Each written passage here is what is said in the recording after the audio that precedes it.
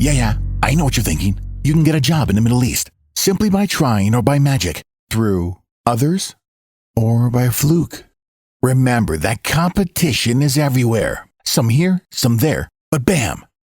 Loy Machedo is the best.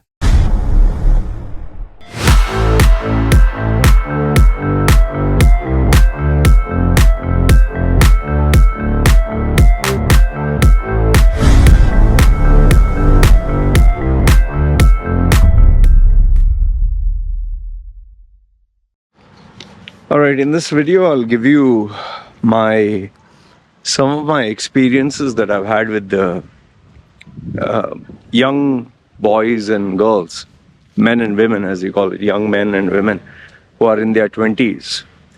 And these have been my clients. And maybe you'll come to know why I don't like to take youngsters, but then again, if they come, I take them in terms of being a coach or client or mentor to them. So watch the video and put your comments and thoughts down below. In case you're new to the channel, my name is Loy Machedo. I'm a personal branding strategist. I help people get well-paying jobs in the Middle East, UAE, especially Dubai, and requests based on Canada, Australia, the West. And yes, people book my coaching sessions for personal or professional problems or stuff they can't talk to anyone about. So these are some of the examples which I'm going to give you are taken from different clients. Obviously, I will not share their identity. So I was coaching this young man, and the first part is getting to know them. So I asked him questions like, okay, are you working, and how's your job? So as we were talking, he just told me that, I don't like to take shit from my boss. Okay, I said, fine. And then he went on about office politics. He says, I hate office politics. I can't stand office politics. Hey, doggy. Hey, doggy. Who are you? Who are you, doggy? Hey, doggy. Hey, doggy. All doggy. Oh, all doggies. Hey. So, all right. What I was saying was, so you're saying I hate office politics. I said, okay. And then he said, I can't stand office politics. I said, so do you know how to manage it? Saying, yeah, I have learned how to manage it. I said, okay, fine. And then finally, as he went on, he said, people are mediocre. People just, they are in their comfort zone. They are at this small level. They don't want to grow. They're not ambitious. So I said, okay, why do you feel that way? What makes you different? He's saying they never bring new ideas to the table. They are always just sitting and working. They don't have ambition, aim, and blah, blah. I went on. Fine, okay, all right. Now here's something which you do not know about that young man. He has, I think, 1 year experience, 1.5 year experience. Okay, only 1 year, huh? Okay. And in that 1.5 year experience, I think 6 months he worked as an intern. All right, he has just joined the corporate world, and he is at the lowest position of the ladder. And so his goal was to get, obviously, more salary and better position. So when I asked him, why do you feel that you deserve a better salary? Yeah, because I bring ideas to the table. I'm ambitious. I know how to handle office politics, all the stuff that he complained about. Okay. And I said, have you seen challenges or difficulties in life? Yeah, I faced a lot of them. I said, where and when? He's saying in high school, I has to face bullying, and today I know how to handle people. And okay. So, you get what I'm trying to tell you, right? The guy is hardly in his 20s. Hardly in his 20s. And he already feels he has been through life. He feels he knows how to handle office politics.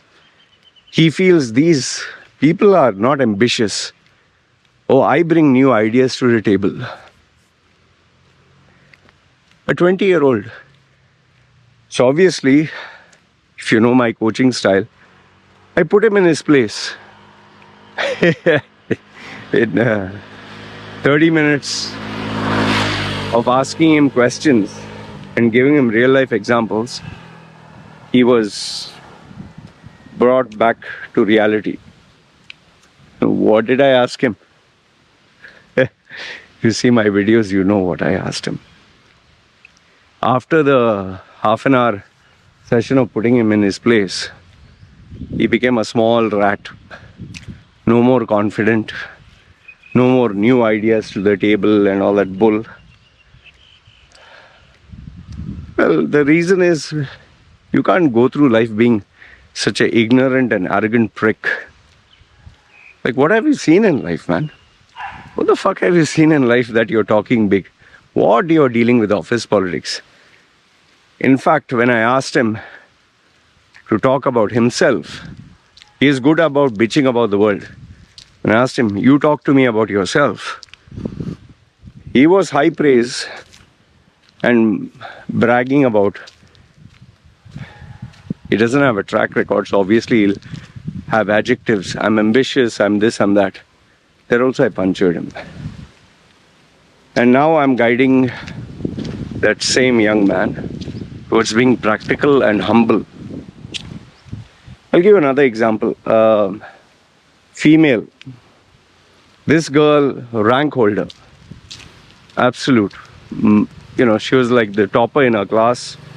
She was, she achieved high marks, distinction in her workplace. She was doing good. She was grounded. But then the problem was emotions and feelings. And she was, and that was affecting her work, which is why she wanted to take my coaching. Her parents, she couldn't share it with them because they're conservative. Because she was involved sexually with this other guy. So when I was asking her about emotions and feelings, she went on saying that I will never love again. I can never trust men again. Men are like this. You know, men are like that. He's saying, I gave my heart, my soul, blah, blah, blah, went on. Okay. So, and then she obviously, I suffered like crazy. I cried tears of blood, very dramatic. So finally, after listening everything, I said, okay, fine, all right. So she's saying, is something wrong with me? Then she asked me. I said, what do you think? Saying, as far as I evaluate, I don't think I've done anything wrong. It's a guy. She was blaming it all on the guy. Okay. So then I asked her, give me a few answers to a few questions. She said, okay. I said, number one, who chose the guy? She said, I chose the guy. Okay. So first is, you chose the guy. So whose fault is it? She's saying, yeah, but he was trying to convince me and he fooled me. And I said, did he put a gun to your head, or did he catch your neck or force you and all that? Or did you willingly say yes? She says, I willingly said yes. I said, so something wrong with your brains, number one, with the way you think, because you said yes. Number two is you chose him. So that shows a reflection of your personality. Number three is you were complaining about, oh, you gave your body, you gave your soul. Who asked you to give your body? Did anyone ask you to open your legs to him? Did anyone ask you to open your mouth and put stuff in it? Who asked you? You did it because You wanted it. No, I did it because I wanted to keep him happy. You enjoyed it. Don't tell me you didn't enjoy the stimulation, the pleasure. Yeah, but isn't that natural? Yeah, but don't justify this is natural and that is not natural. And then I told her, all this you did, you accepted, nobody forced you. And until now, all the blame you are talking about the guy, have you noticed in the 45 minutes that you spoke to me, not once have you said, not once have you taken ownership of your decisions, of your actions. In fact, not once have you said you're at fault. Everything, the other person is at fault. So then she kept quiet. She said, yeah, but men play around. I said, men are always interested in sex and they will use sweet sounding dialogues. You are aware of it. I said, you're not dumb. One second.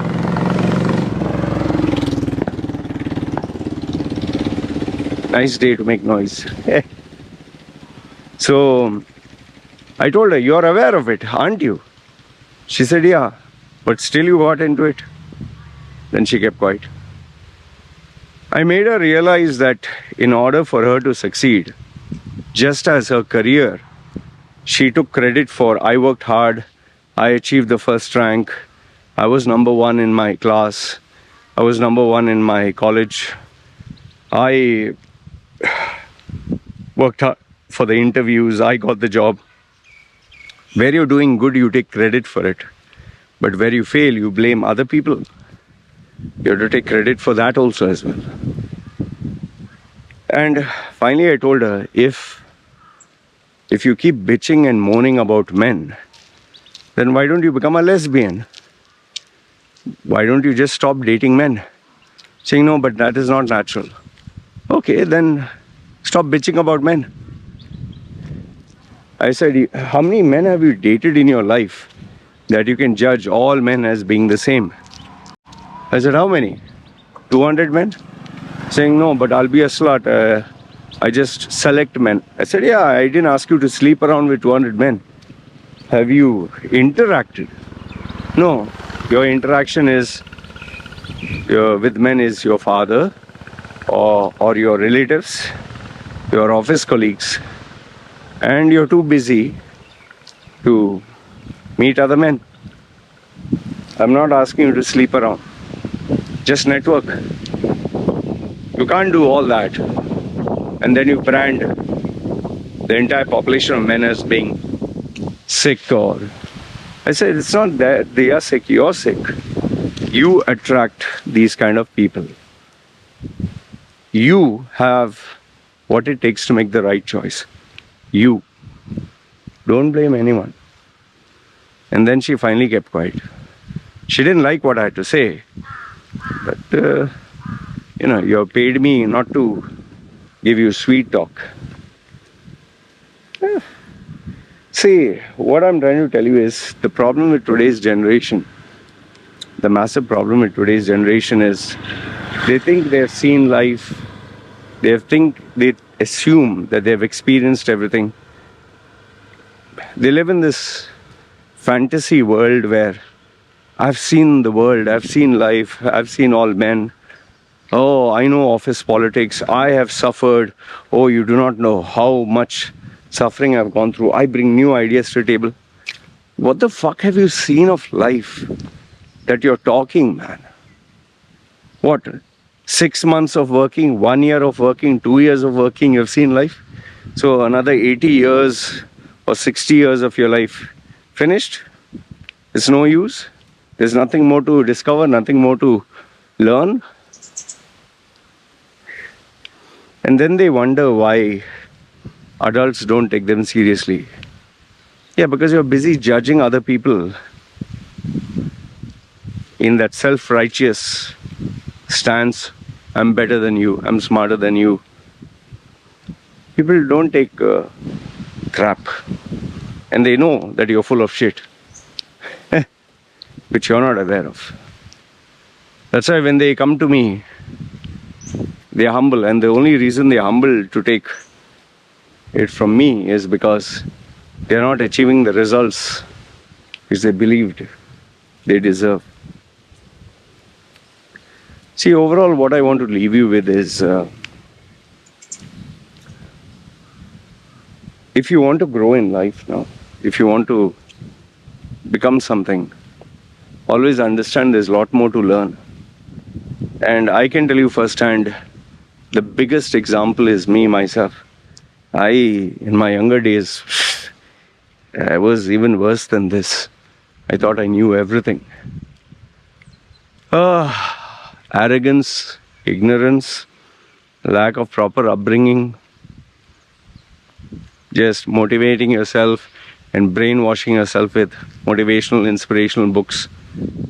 You're trying to hide your insecurity, not hiding, trying to hide your insecurities, your low self-esteem, that you feel you're God's gift to mankind. Only to realize there's a lot more to learn, man. Lot more to learn in life.